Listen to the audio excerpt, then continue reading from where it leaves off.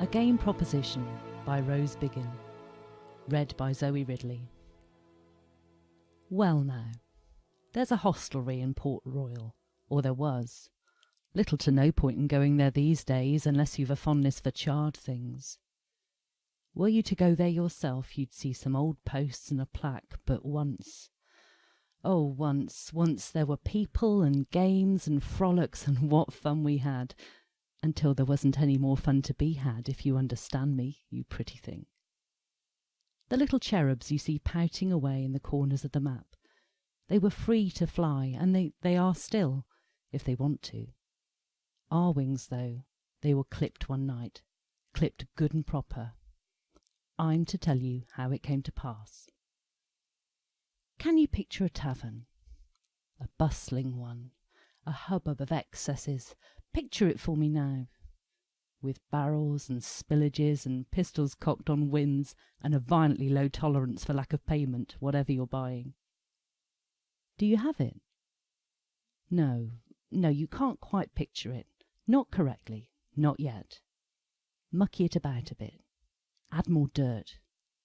This wasn't a high-end place, and it would never pretend to be one.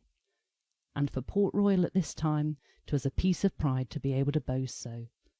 Vicars used to run away from Port Royal, hankies over their mouths. Fair enough. But this place?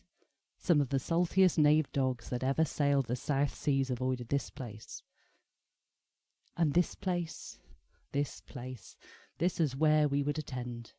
Me and my girls, my fellow ladies, and whatever picture of us you've got, you may as well mucky that up a fair bit too. We didn't stand on ceremony. We didn't stand at all, hardly. Well, we would if that's what was wanted. Nan in particular was a great one for doing it standing or leaning up against walls. No conscience Nan would lean up against anything you wanted. Gravestones. Peg preferred to lie, but she'd sit at a push, or a pull. Jenny was for kneeling, and I... What was it that charming lad said of me? As common as a barber's chair. No sooner was one out, but another was in. His ship sank on the way home. Look, there were worse ways to earn 500 pieces of 8 in those days. And we weren't even in it for those pieces. We were in it for what I'm to tell you about. We were in it for the fun that follows. So picture it. This tavern in a part of Port Royal, just afore the turn of the 17th into 18th. And picture us four, the four of us. Strumpets, wenches, common whores, all four, having a veritable holiday. I rolled the dice and turned over a card. Full flush, I said, and Nan got a blush in her cheeks to match. And not much made old No Conscience blush, so I knew I'd made a fair move. Aye, she said. You've won that on a cheeky go, have you, or have you not? And with reluctant fingers she pushed her counter back over the Caribbean swells. She'd wanted to go further. 2 points forfeit, said Peg, and are we having an easterly trade wind as yet, come cyclone, come as not? More picturing for you to do. A board, like as your trick-track or your backgammon. Overlay upon it a map of the world, all of it, the whole world, the most comprehensive cartography yet, says I. Then overlay that with a grid, and counters and wooden posts, and pegs and cards and dice. Do you see it? You haven't got it quite right, my friend, but hold on to what you do have. You shan't get closer. This is our game. I say was, because we don't play it any more. 3 cards to you, salt beef, and I'll be finishing a new round at whatever latitude. Nan rolled the dice and cackled at the result. Aha! I'll place my prime counter facing westwards, methinks. More than a breeze rippling along that climb, then. Now, don't get ahead of yourselves. I can see you thinking. I see you thinking that No Conscience Nan was calling herself Nan for North, yes? True, she liked to sit in the north-facing chair, but we'd ne'er be so predictable. Although there were 4 of us, we couldn't be divided into north and east and south and west as easily as all that. Indeed, Nan, said Saltbeef, you're playing without mercy over that coast, no mistake of mine. She moved her own counter. In fact, I'll take 3 score off the degree of tempest at that latitude if you'll barter me for half a counter on the next turn-up of cards. Nan grunted. I'll consider it over a little, she said, as Jenny prepared to take her turn. You'll know very well by now that there were 4 of us. We were well known in this tavern, although not for what we really were, of course, only for what we seemed to be. Corsets and rouge and tankards of gunpowder rum. You can picture it, my sweet. It's all right. 'Tain't forbidden today. And my point is in this drinking place they all knew us by name. We hadn't started out with our nicknames. We were once Nan, Peg, Jenny and me. Now we were known as something much more salty round the mouth. No Conscience Nan, they called her. And Saltbeef Peg, who was there too, this night as every night. And as for the 3rd of us, she'd earned her nickname proud, but you'd be a fool to ask Butterty-Clink Jenny anything if you weren't prepared to pay well for the answer. And then there was myself. 4 of us, and those were the names the folks of Port Royal called us. A joy for it. 4 of us, as I say. 4 of us were enough to play upon the whole world until this particular evening, darling. 3 cards, said Jenny, and I'll wager rapids along the Thames. Upstream, of course. Then snap, said Peg. Damn you through the blasted hemisphere, said Nan, who had to miss a go now. Once a month we would meet, and you ought to know that we would meet when the moon was full, so that she was at her strongest and able to take over the business of tides for us. And we would retire to the back room of the place, this tavern, the one we called ours, and there would be no business today, no matter who asked for us, and we got asked for by name oftentimes enough. On game night there would only be this: the board, the counters, the dice. I think old Saltbeef's bluffing, said Jenny. I'd move your counter up the next tropic, Nan. I'd agree, said Nan, apart from the way you're moving your own along the Great Dead. You can't fool me for a fool, and I'll take 2 of your precious navy shipwrecks for that. High stakes did we play for? None higher. And now I'm to tell you, though I can't think you deserve it, but as I said before, I've got clipped wings now, and I'm to tell you about the last game we truly played.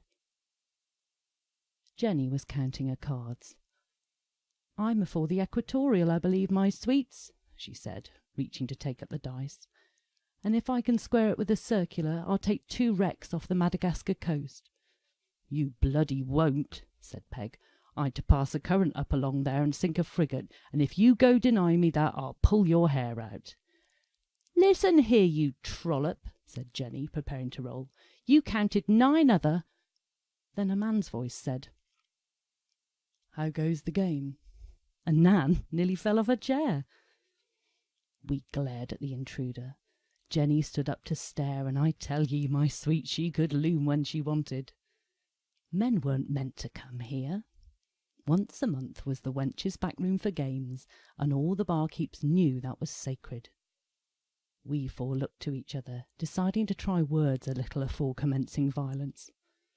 Get gone, said Jenny, and Peg, she growled. The man bowed, which was a gentlemanly enough act, but he didn't go like we were asking, which marked him out as a rogue to me. Nan had got her composure back and was fiddling with her hair, and if I weren't mistaken, preparing to bat her eyelashes at him. No conscience to the end. I could see it myself. The man had dark hair that was pleasant enough, and knowledgeable eyes, and a smile that was interesting. And that's as complimentary as can be got out of me. He wasn't swaying on his feet, nor, I noted, was his jerkin completely covered in drunkard's dribble, and so it seemed he was, if not sober, surely able-brained enough to know what he was getting himself into. Well, By that I mean us as a court of angry ladies, nothing else. Nothing more. "Might I not join you, madams?" he said. Peg took her turn to stand up now. She turned a shade of red, she had, my Lady Saltbeef, and she was cursing fit to make the northern breezes blush. "We don't invite anyone to play with us," said Jenny, fierce old buttock to clink. "It's a game for 4 with dire consequences. Get you out." The man looked at our board, the pieces strewn about mid-game. "I'm new in Port Royal," he said. "I sail aboard the Roebuck. Before that I'm from London, from England." At our ignoring him, he bloody well kept on. Did he not know wiser? The next thing he said gave his wherefroms away if he hadn't just told us. He was truly an Englishman, no matter how far-flung he would ever travel. For as a conversational gambit he disparaged his home weather. "Plenty worse than these climes, the weather in England. Damn rain and drizzle." That did it. We won't take comments about the weather, not on game night. "Now look here," said No Conscience Nan, screwing up a paper boat she'd idly been making out of an abandoned Bible page, and in doing so damning 1,000 sailors. "You whip-snap," she said. "I'll break you in half across my knee if I didn't think you'd—" "Confound you for a fool," said Saltbeef Peg. "If you think you'll be getting anywhere with us, walk in here uninvited and for—" "Blast you with 1,000 blizzards," said Buttock to Clink Jenny, and with a slam of her hand she trumped enough cards to make the rain fall even harder that autumn in his home city. He took our anger, soaked it up. He bowed again at me this time. "My name is William Dampier," he said. "May I join your game?" Looking backwise, at this point we might have made everything different and all right for us, and the worse for you. But at the time there was something about his nerve that made me want to test it for a turn or two. "Sit," I said. "Join us." The others looked at me, Nan starting to enjoy it, Peg not sure, Jenny fuming like a soggy bonfire. "It seems safe enough," I said, "to add a player for a single round." I placed a new counter on the board, near the mark that, how was he to know, signified the Roebuck. Peg saw. "That's a naughty tidal wave you're sending on there," she said. "Don't tell him," I said. Peg shook her lovely locks. She wouldn't. Nan's eyes glinted. "Tell me what," he said. "Tell you what," I said. "Let's talk steak. I'm telling Saltbeef Strumpet not to tell you I'm betting a wager on your very own Roebuck, so help me, but so help you more." Even Jenny smiled when she saw what I was about. "Ah," he said, and I hoped to the great north trade wind that he was beginning to get the weight of what was happening here. Nan whistled an appreciation, and somewhere, off the coast of the Galapagos, a butterfly shuddered at the change in the air and altered its course. "What do you want to play for?" said Jenny. "We know who you are. You're an explorer. What's that to us, who've seen the world already? You hot-head layabout sailor good-for-nothing. You needn't bait him any more than we do by our existing here," I said. I rolled. I moved the piece. Peg tapped her nails on the board. She had a splinter she was using for her place marker. It was from the wreck of Sir Cloudesley's Association, the naughty girl. That boat was nothing but splinters now.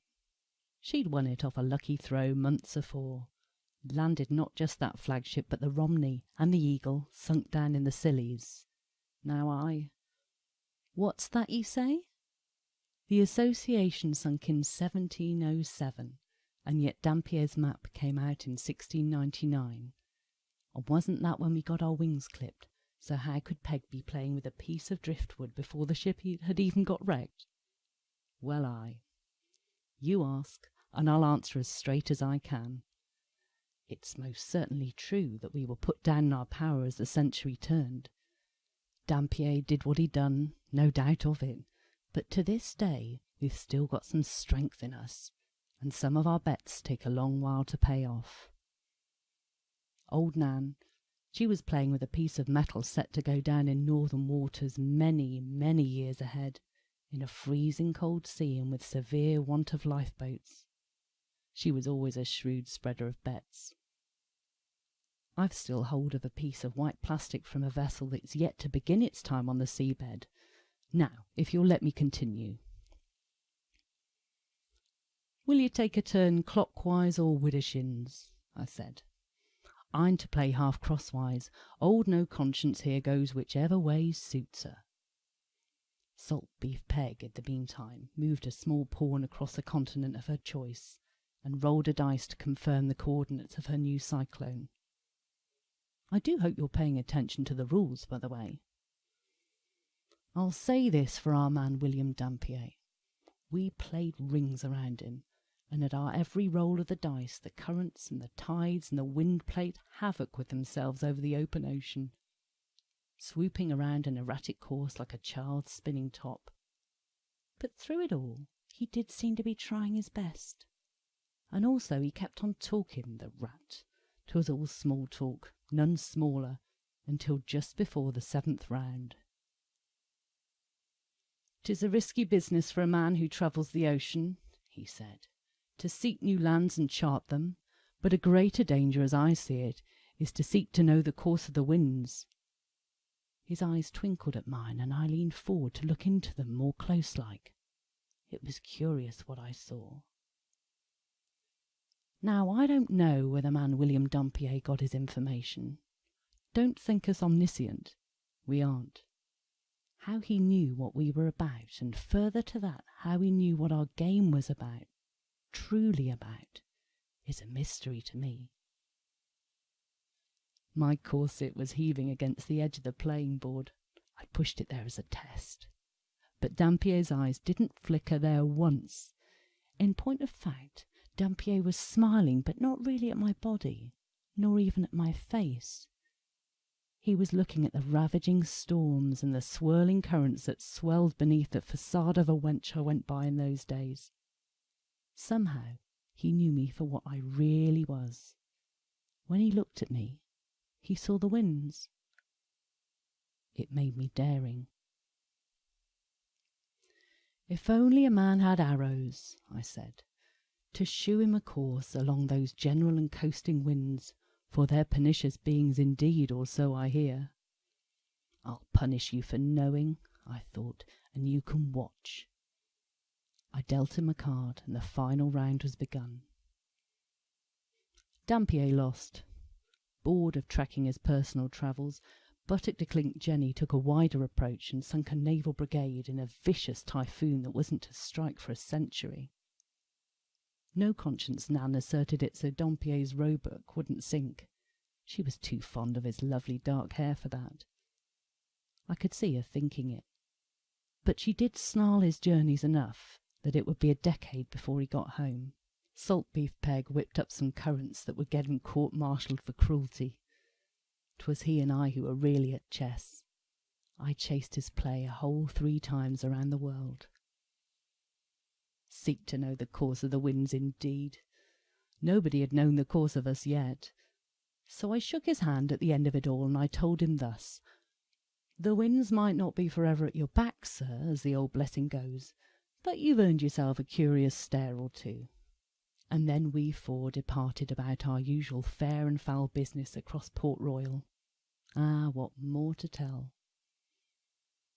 It was 1699 when the discourse was published, to great acclaim, of course, you'll know this, and a Jack sailing into Port Royal brought the newly published map into our company. Nan stole it from him during a tryst, brought it screaming to the rest of us. A diary of journals and travels, descriptions of fauna and beasts, not news to us, nothing of interest. No, 'twas one of the charts that made us tremble. A discourse of trade winds, breezes, storms, tides and currents. A map of the world, much like our playing board, without the grid and counters, without the cards and the cribbage sticks, without the dice, but with... oh, what the map did have! all demarcated, set down, drawn on, made official, there in permanent pen and ink and etching. William Dampier, I thought, you absolute cock of a bugger. He's mapped us, said Jenny, in a tone that meant murdered us. It wasn't necessary to say so, we all knew. In truth, we'd sensed it a long time afore Dampier's damned publication. Somehow, after the game he'd played with us, the game I now consider our last, our dice hadn't rolled the higher numbers, and our cards were dealt into bad hands, and our darts had missed their marks. "Look there," said Jenny, pointing to the map's southern edge. In an illuminated strip writ to look like a scroll, Dampier's own spidery writing suggested that navigators note that the arrows along the line shew course of those general and coasting winds. I went to the board. None of my sisters stopped me, and I smashed the counters to pieces. Even as I did so, I knew I hadn't powers to sink. Not now. Stupid myself, I thought. Fool of her. I'd let our vanity get ahead of us. We'd mocked him for daring to play us at currents and storms, and of course we were the better players, and of course he hadn't won. But that had never been the intention. He'd seen us playing, and that was enough. The game, the true game, the game his challenge to us represented, that game had been lost as soon as I put the dice into his hands. For a brief while we continued to meet, playing for matchsticks. But it wasn't the same now our power was pretense. Our monthly games fizzled out like damp dynamite to nothing, like Dampier intended when he mapped us. We left Port Royal one by one not long after. How do you map the winds? Did you think the answer was to play dice with them? Shipwrecks determined by chess? Cribbage for controlling currents? Poker to pinpoint a tempest? Trick-track for typhoons? Backgammon, darts, beggar thy trade tides? That's how Dampier did it. He didn't have to win, you see. Not in those days. He only had to get a look at the board, pay attention quietly, note what he saw, then go away and write it up with accuracy, vigour and vim. A Discourse of Trade Winds, published in 1699. To this day it makes my very breath itch. I'll give you a Discourse of Trade Winds, my darlings. I brought to my main purpose. I say it here. This is my reason for telling you, for finally getting it down into words, what Dampier did, truly did. I have told this story in order to announce that I, yes, I indeed, I myself, the very I say that I challenge you, yes, you, my dear of dears, I challenge you to a rematch. I will play with any he, she, or they who wishes to take me up on the game. There ought to be enough information in these preceding words for you to divine the rules, and this time, of course, the mere sight of play won't be enough. You will be required to win. Now, do not consider me unfair. In the case of your victory, I promise you more knowledge, for there is much more you can know. There are many things that can yet be prevented. In return, we will play for double the stakes. I'll take it all away, I say, and everything will change. If you don't turn up, I might play on my own and mess things about in any case. It's in your interest then, yes? Wait until the moon is full and find me. The end.